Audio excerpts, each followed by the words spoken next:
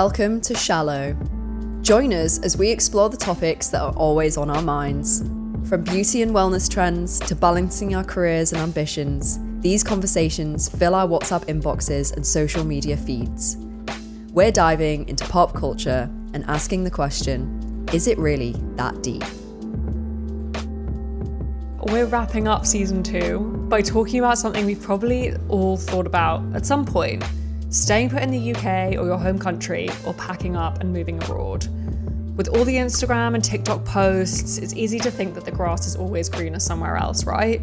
But what is it really like? We'll be chatting about why people choose to leave, whether it's for new adventures, escaping the grind, or chasing some sunshine. Plus, we'll be diving into the dream versus the reality of making that big move. Lucy, we are at the end of season 2, and I don't even want to talk about the fact that it's the end of your trip, but we felt as though the only way to suitably wrap this up is to talk about the UK versus Oz move. But before we get there, how are you feeling? I mean, it's quite ironic really, because this episode I'm going to be talking about how I want to kind of move to Sydney or to Australia to kind of get well and and be in better health, which I have been over the past month. Like, I've been great. And then this past day and a half, 2 days, I've got a cold, the common cold, and it's 27 degrees outside. She's husky. She's a little bit nasally. Yeah, she's making it work. I think you're attracted to me right now. I know my voice is really sexy. I think it sounds really sexy. But yeah, I've got a bit of a cold. I'm kind of like, I don't feel bad. I just kind of have symptoms. Like, I have like a runny nose. Always find it very strange getting sick in a hot country, because I think we just associate sickness with like flu season, winter, and like you're cold. sending me back home with a cold. I was supposed to send you back home well. I'm so sorry, I haven't done my job. No, I feel a lot better. Like, my skin's glowing. Yes. My hair's glowing, my body's glowing, everything's glowing. It's the Sydney glow up. It's the Bondi bubble. So yeah, obviously we wanted to dive into a topic today that we know a little bit about, and it's the decision between staying in the UK or maybe staying in your home country, or packing up and travelling or moving abroad. And I'm really excited to explore this because on the one hand, we very much have the Instagram version of moving away, and on the other, the reality of it. And I'm really looking forward to discussing with you, now that you've popped over for a couple of weeks, how you feel about it. Obviously, I haven't been in the UK for a little while now, so I don't know what like the mood is, what the vibe is there. But I know before I moved, I saw it all over TikTok, people trading in these corporate jobs for maybe a hospo job or a more laid back lifestyle, or hopping in vans to explore the East Coast. I mean, that's something that I've noticed here is every time I've gone into a coffee shop and got my like morning coffee or like a juice, I've been really envious of the people working there, and they look like, they're usually like working holiday Brits, but they just look like they're glowing. They've got like shell necklaces on, and like, they look so unbothered. They're like, I'm working in a cafe, and I'm probably gonna go to the beach after this. It's great. Definitely. But I think we can touch on all these kind of aspects, but there is heavier ones, obviously, like moving away from family, seeking independence, moving away from friends as well. That's a really difficult thing that I know has been difficult for you. It has. But we have to ask the question, is it really that deep? A simpler perspective might be, am I just running away from my problems? Am I catching flights, not feelings, baby?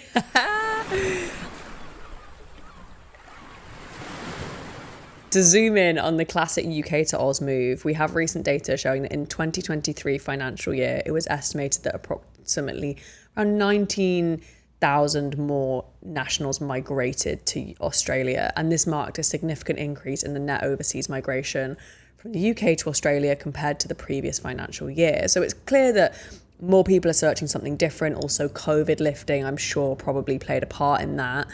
There was obviously visa changes post-Brexit, so a lot of things kind of like might have played into that figure.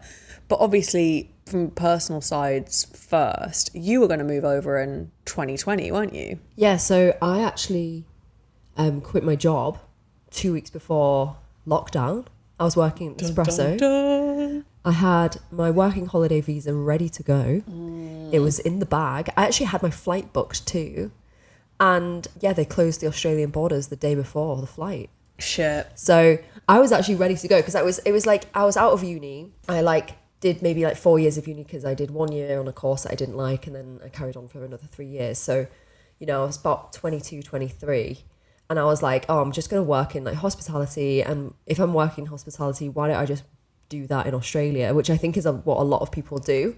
And I am a little bit gutted that never happened because it was such a once in a lifetime event, the COVID-19 pandemic. It was. And let's hope just, it's once in a let's lifetime. hope it's once in a lifetime. And it was just so, yeah, like just random. And I just remember being like, oh, for God's sake, like I've done all this like studying and, you know, I've been doing the grind and like, you know, all that kind of stuff. And now I want to go and like have fun and travel, and here I can't. But, you know, everyone was in the same boat. It wasn't just me. And yeah, that just prompted my move to London and got me into the film and TV industry that I'm in now. So not all bad.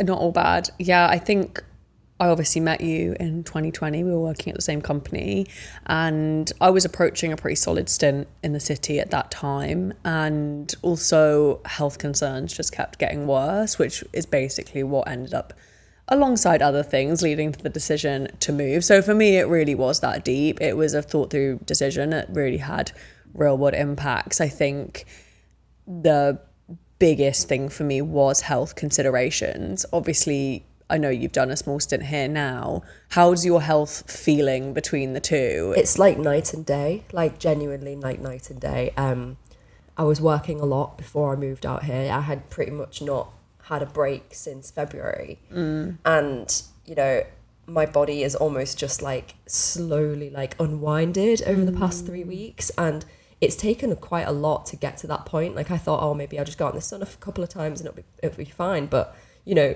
I went for a massage on maybe my second or third day here. And the woman was absolutely laughing at me because she was like, what is going on with your back? Like, it's like absolutely in knots. Like, and she was like, you're going to need like more sessions here. And like, she was like crunching my shoulder. It was, yeah. And it was kind of like one of those things where I was just kind of like laughing, but in pure kind of like, yeah, this needs to change. Like something needs to change. Like my body can't be this tense all the time. It can't be this unhealthy, you know. And I lead quite a healthy lifestyle in the UK. I think, you know, I go to the gym quite often. And yeah, I try to eat as healthy as I can. But I think when you're working a lot and when there's not many daylight hours and, you know, you just can't be bothered, you're just like, oh, I'm just going to go home and watch Netflix. Whereas here it's like, you can be bothered because, you know, there's like a swimming pool just down the road or there's like, yeah, a sea pool that you can just go to after work and hang out with friends, and like, you don't have to drink and you don't have to like, you know, engage with drinking alcohol either. And it's a nice balance here. It's a lot more enticing to get out either before and after work, for sure. I mean, I know when I was back in the UK, as soon as that sun set, like I didn't want to leave my house. I was like, nope, I'm in for the evening now. It's Netflix and the sofa.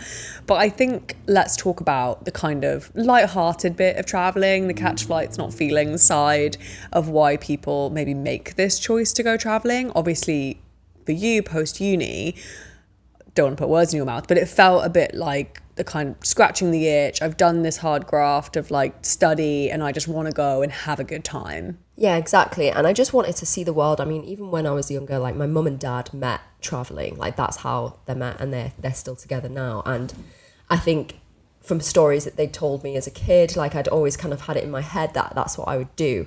And it was finally like, yes, I'm going to go and do that, and I'm going to see things, and I'm actually going to experience life. And I wasn't actually too fussed about having a career. Like I remember thinking, it doesn't really matter if I have a career over there. Like I don't really care. I just want to like experience it. And yeah, I'm happy working in a cafe or a shop or whatever, and I'll just, yeah, figure it out, meet different people. And yeah, like I didn't have much money at the time. It was just going to be kind of like a, you know, I'll have as much as I need to get out there, maybe have a few weeks figuring things out. But, you know, the majority of my happiness I felt would have come from the travel. And I think since being here, I was like, yeah, it would have been great. I think also at that age as well, not that we're old, I feel like I'm talking like I'm a boomer, but the, sorry, there's that offensive to boomers. Offend boomers? Yeah. Who gives a fuck about boomers? I feel like, you know, we're not that old, but I do feel when you are late teens, early 20s, you do maybe have a like scrappier nature of like, fuck it, the money will come back to me. I'm only X age once. I've got this freedom. I've got this flexibility. I'm going to hop on a flight and I'm not going to think about it and I'm just going to do it. And sometimes it's not necessarily the move that people even need. It's just that like scratching the itch of being like, I've done something, I've seen the world, and now I'm ready to like go into the next phase of my life.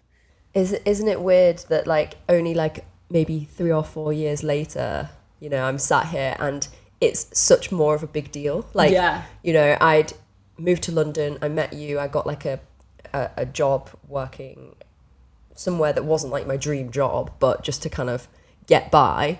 And that's where I met Phoebe. So obviously it was my dream job. Yeah, obviously. But through doing that for a few months, I managed to, you know, worm my way into the film and TV industry, which is something I've always wanted to do in my life. And, you know, I did succeed and I did do something that I wanted to do, to set out to do. So the kind of Australia thing at that point was kind of dimming a little bit. It was like the light of it was dimming. It was like, okay, that's not going to be feasible. You know, I did wait for a long time for the borders to open, but they just didn't. It wasn't happening. And I was just like, I'm going to have to move on with my life here. And I did. And I feel like I'm in a position now where I love my job. I enjoy working and I have created quite a few really amazing contacts. But there is other issues. So there's like health issues. There's like the mood of the UK.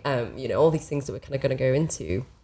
And I believe that now I'm kind of like, it's almost like the light is brightening slightly. And, you know, since you guys moving here, I've just kind of been a bit like, oh my God, like, look at that. Like everyone's not in bed by like, you know. Apart from me.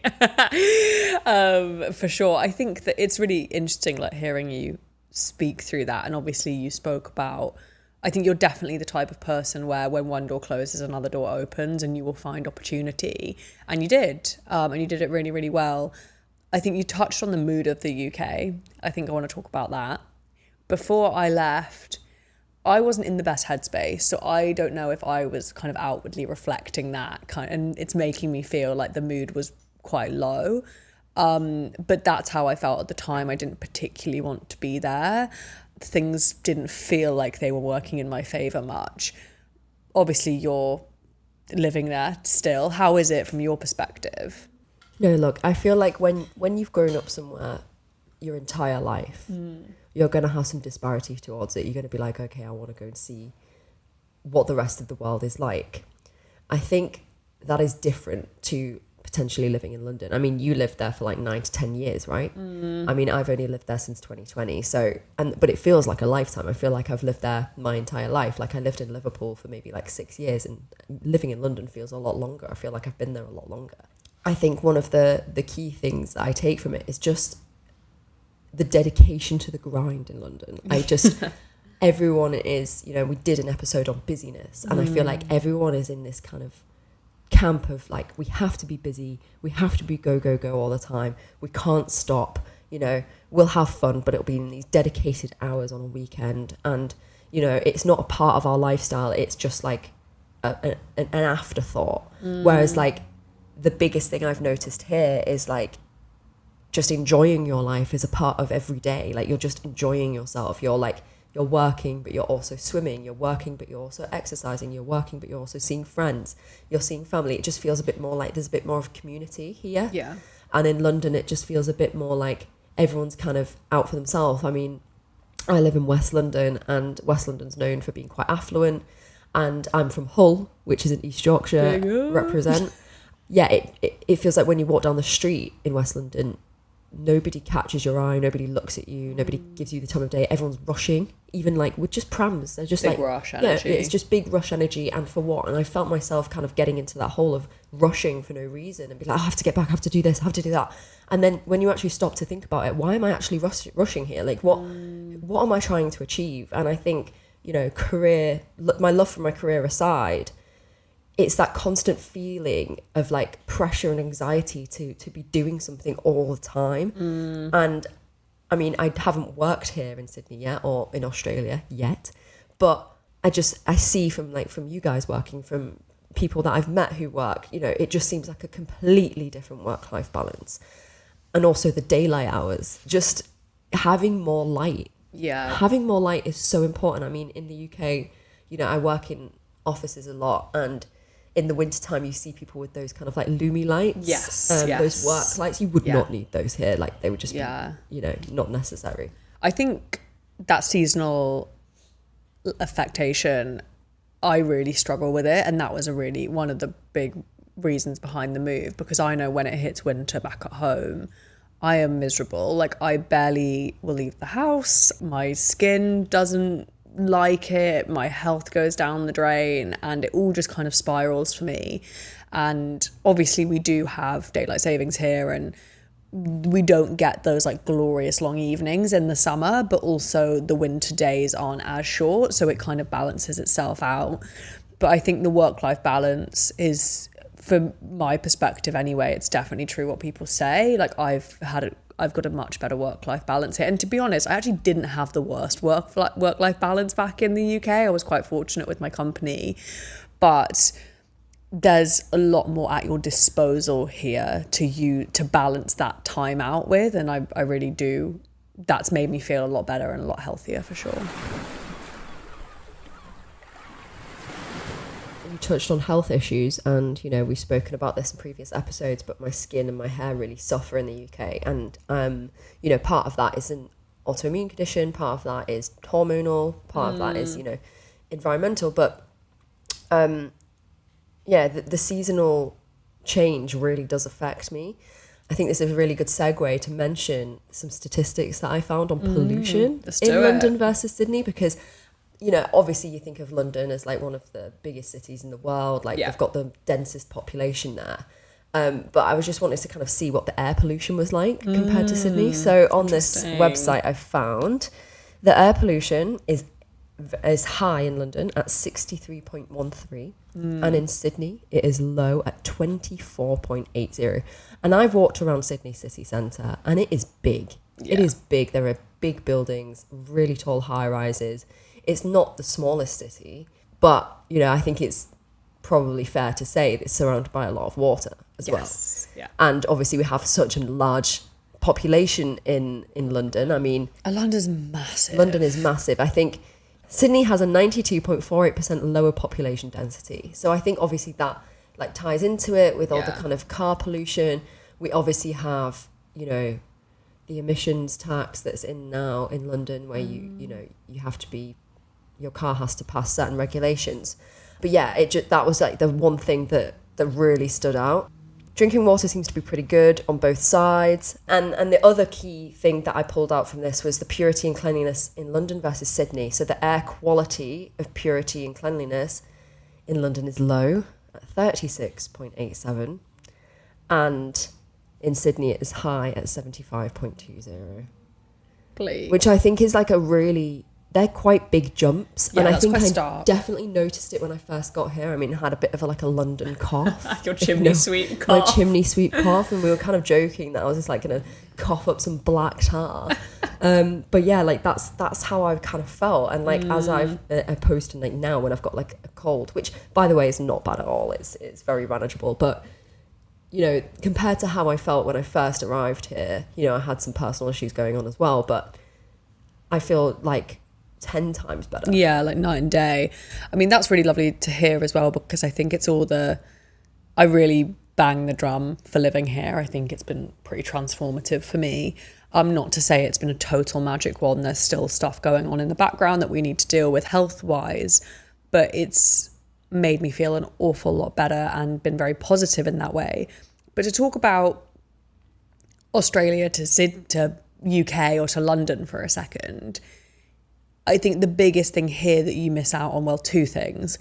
One, I miss my friends and family more than anything. You're so aware of this. I have cried to you on multiple occasions about how much I miss people, and that is a really hard part of doing this move. Also, it's very expensive to get home. It's not a cheap flight, and it's not quick either. So that's one thing you kind of have to wrap your head around. But also, you do miss out on that Europe connection back at home. So obviously, I think I'm starting to understand a little bit more why people who live in Oz go and do a stint in the UK for a bit, because you have these connective flights to Sweden, France, Italy. You've got all of this stuff kind of at your disposal, really. And here you don't have that. Like, you know, you could fly 8 hours and still be in the same country. Yeah, exactly. And I think that is one of the biggest alarm bells is Europe is so amazing and there's so many things to do in Europe. You know, the equivalent here is, you know, Bali or Thailand or Asia, you know, which is also cool. Amazing. But obviously you get kind of like cheaper flights from London to like Barcelona, for example, or France or Italy, you know. A lot more cultural stuff as well, I think. Like, there's an awful lot more history on that side of the world. Not to say that this side doesn't have its perks, it does, but I think that's one element that I'm understanding a lot more of, like, oh, okay, yeah, you can go over to the UK and have all this stuff at your fingertips, and if you're into culture and literature, like, you know, it's the ultimate hub, really, isn't it? It does feel like everything is a lot newer in Sydney. Yeah. And I don't know whether maybe that helps out the fact that everything works a little bit better. Everything's a little bit more free flowing, and like, because maybe things weren't made like, you know, a million years ago. Like in London, you know, a lot of the systems are kind of old, struggling. And yeah, over here everything just kind of flows. Like I was even saying, like, oh my god, everything's so clean here. Like they're quite on it with like taking bins out and like cleaning up and de-weeding, and like you don't really see anywhere that's got rubbish on the ground. Like I don't walk down the street, you know, like I do in London and see crisp packets. It's a lot cleaner. And also I think, I don't know the stats on the safety side of it, but I see a lot of kind of kids playing and their parents are kind of, I'm sure they're somewhere in the vicinity, but it definitely feels a bit more like, I don't know, safe. Yeah, it feels a bit more lighthearted. Like you could just, you know, I haven't really felt weird about putting my phone in my back pocket, which is something I would not do in the UK. Like I would not do that. Like that's asking for it. Or like, you know, you have that kind of expectation when you're walking down the street sometimes where you have your phone in your hand and you're like, oh, a bit nervous about somebody maybe taking it out of your hand, or, you know, you get those things. And I don't think I've seen anything like that, or, you know, I feel like you can feel a vibe in a place, and I just don't think that's here. But I don't know whether that's maybe because, you know, we're surrounded by a lot of privilege. Yeah, that's also another part as well. And I think that's why I know we keep referencing the London to Sydney move, and I guess that's because it feels the most like for like. If you were to go Hull to Dubbo, I don't know, like whatever that equivalent might be, it might be a bit different.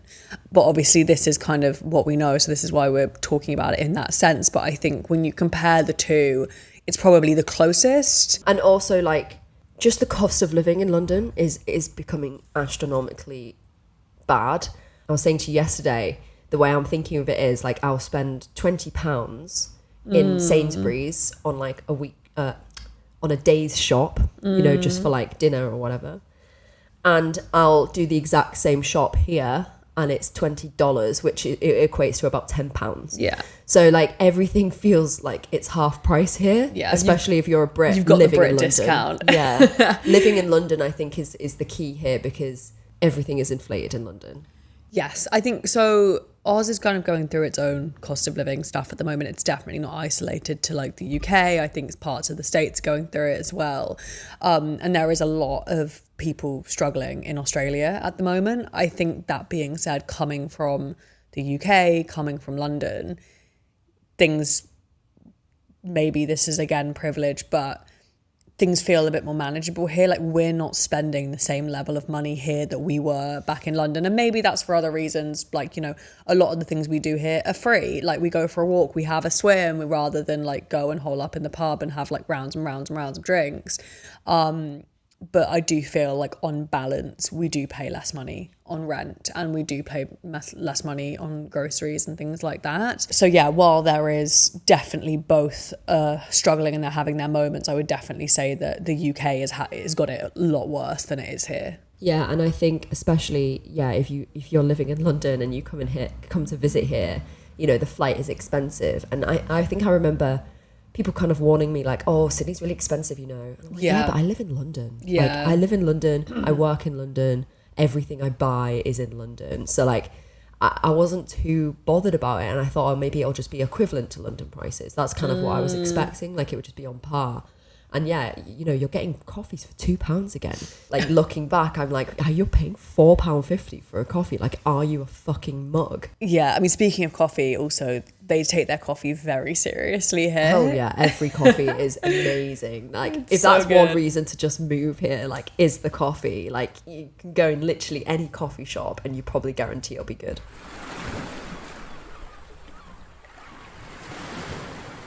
Where you are now, obviously it sounds like you're lost in the old sauce now. I'm joking. I'm not going to say Lost that. in the Yeah, old sauce. I was like, obviously you've really enjoyed your time here. Kind of, where does that leave you conflating the two? Say, obviously you're thinking about maybe rehashing that 2020 move you were once going to have versus now. Where's your mind at now? I think what really sums it up for me is I have unfinished business with Australia. I think that's what it is. And I think I'm one of those people that it's like I want to complete things. I'm like, I have a thought, I want to do something, and I usually end up doing it. Yeah. And I think Australia is one of those things that I just didn't complete it, mate. And I want to complete it. Completed it, mate. Completed it, mate. Like, and you know, I'm 28 now, and that's not old. I know that's 27 not old. plus 1. It's 27 plus 1. But I am closing in on 30, and women do have things that they need to think about, unfortunately. Sadly, yes. You know, we have a biological clock that's ticking constantly. There's lots of other factors. That's not to say that I want children or I don't want children. It's just something that we are always acutely aware of, and we're always acutely aware by societal pressure to like settle down, to like get a house, to do things in the conventional way. And you know, that obviously does play a part with me, even though I don't feel like I'm a conventional person. I don't think I want to live a conventional life, but I think I do want to do things while I'm still in the prime of my life, you know, like, and, you know, people will be like, oh, you're still in your prime in your 30s. Yes, okay. But, you know, the comparison of a few years is quite a lot. Like, you know, we were just talking about the massive shift in my life from 23 to now. Yeah. Like, it's massive. That's just 4 years. And that's just 4 years. And, you know, in another 4 years, it'll be the same, and that's fine. And I'll be at some other point in my life and I'll be doing other things, or I'll be thinking about other things. But in this point of my life, I know I have unfinished business and I do want to attend to it. But I do have some work commitments for the next year, but that I'm looking forward to. I have some things to sort out, but it is, for me, yeah, unfinished business is the last word on that. It's unfinished business, baby. I think it's that thing of, you know, 2020 versus now. You were 23? Yeah, you were 23 when you made that decision initially. A lot less things on your plate, a lot less plates to spin. I think that is the thing of with each year that goes by. Yes, we are still very free. We don't have children. We are good to go technically. But I do think the further you get down the track, the harder it is to make this decision, because you've got maybe aging parents that you're leaving. Yeah. You've got family members who are also having children. You've got your own group of friends who might be getting married or going through tough times. And I think I just want to make it clear that it's a glory. Like, I don't regret my decision in any way, shape or form. I'm absolutely loving it, and I want to be here for the foreseeable. But you want to make sure you're giving both sides. Yeah, for sure. And I think that I am a full advocate of, if you want to do it, do it. I'll never tell anyone not to do it. I think it's been really life-changing for me. But it doesn't come without its downsides. And I think it's important that we, you know, highlight that as well. Yeah, and also, like, this is a very silly thing that I think a few people will kind of relate to, is I have a really lovely flat in London. I have a lovely place to live in a lovely area. Lucy is the anomaly. She has a lovely flat that she doesn't pay what she should pay for it. She has a really nice flat with, not for London, not bad rent. And I think that is actually, sorry to just interject there, but that's something when I do speak to people about this and who are toying up the same decision, that is one of the things that they go back to, is like, I've got a really nice house, I've got a really nice flat, my rent's quite controlled right now. Because on the flip side, I think they're worried that if they leave that situation, what they could be coming back to if that leap didn't work out. But I think one thing I always ask that person is, if you were to remove that house, or you were to move your living situation, are you happy? No, I think that's a really good way of putting it. Like, are you happy without this thing? And I think if you're in a position where you're kind of affording rent in London and you're living your life in London, and or the maybe, UK, or the UK, and you're just, maybe you're doing all right, or maybe you're just scraping by. I think from just being over here for like almost 3 weeks, it's kind of like I've seen maybe how good it could be on the wages that I'm on, and on, and the rent that I pay. I could pay here very easily and have a better quality of life. Definitely. I think the thing I always come back to, and I know it is hashed to death, but it is true. People definitely work to live here. They don't live to work. And I think that is, if you're going to draw a line in the sand and separate the two in a lovely bow, that is the best way to describe it. I think, yes, of course, you will get some companies that may be a little bit more British in their mindset or American in their mindset and are a bit more rough and tough, and you've got to work some more hours. But my experience has been you are actively encouraged. There is no expectation for you to be online past a certain time, and I've had a very positive experience of that so far. But is it a shallow decision to make? Hell no. Like, I've been doing it since 2020. Like, Jesus Christ, no. I think for me anyway, it is that deep, and it will continue to, play on my mind until I do it, I know I am kind of a little bit jealous of those people who are potentially in my position that I was in 2020, that are just like, maybe don't have commitments, don't have work commitments, don't have, life commitments, and they're just kind of like, finished uni, ready to go, like, what, just do it. Please just do it. Like, I don't think you would regret it. Definitely. I also thought about it a lot when I was, finishing school. Like, do I take a gap year? I knew I had a bit of an itch to scratch, and I was just so riddled with anxiety about it. Like, I was just like, where do I live? What if it all goes wrong? I'm so far from home. Just all those... You're just a baby. Yeah. Just do it. Those existential questions. Then you get here and you're like, oh, this is what this place is built for. Like, it's built for kind of traveling and I don't know, it's just, you only have to step outside and you'll bump into 3 18-year-olds having the time of their life. It's just, I'd actively encourage anyone to do it. Yeah, so it's not me, it's UK. It's not me, it's UK, hun. Now it's time for... And what a pile of bollocks! This is the time where we chat shit about something insignificant that fucks us off. Lucy Moni Bell. No, I'm joking. Lucy Bell, what have you got for us today? Okay, so this one's going to divide the room, I think. And it's cauliflower cheese. I fucking hate that shit. Don't bring it anywhere near me. Why you gotta come for your It smells cheese? so bad. What are you eating that for? Like anemic broccoli, basically, with some goopy cheese on top. Flavorless. All you can taste is cheese. Just eat a block of cheese. Why are you bringing cauliflower into this? Like, it's disgusting. Get it away from me. What are you doing this for? Do you like broccoli cheese? No. Oh. Don't put any cheese on my vegetables. Thank you very much. No cheese on vegetables. I heard it here first. No cheese on veg. I used to really hate it, and then I had a really good one, and now I'm a bit of a convert, but I have to be in the mood for it. It's the texture of cauliflower. It's the same texture all the way through. I have a thing with texture. And then you're like, that's already a problem, and then you're adding a sticky substance on top. Blech, disgusting. And also flavorless, and it's just like a British version of, they're like, that's our, like, is that what we bring to the table? Cauliflower cheese, is that it? Can we not think of anything tastier than that? Maybe bacon sandwich. I mean, I'd slam a bacon sandwich, but like that, we're not talking about bacon sandwiches, we're talking about cauliflower cheese, and I hate it, and it can get in the bin. That has been season 2, but we will be back with season 3 in a couple of weeks.